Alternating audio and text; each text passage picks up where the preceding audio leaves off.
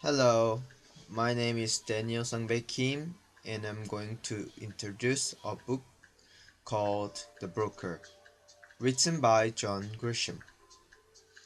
Some of you could have heard this novel or not, but the author John Grisham is very famous for legal thriller, and his many novels have been translated into 40 languages and published worldwide. Mr. Grisham is one of only three authors to sell 2 million copies on a first printing, the others being Tom Clancy and J.K. Rowling. How can he write many bestsellers? The the answer is in Mr. Grisham's biography. In his youth, he was raised next to frequent business traveler, his father.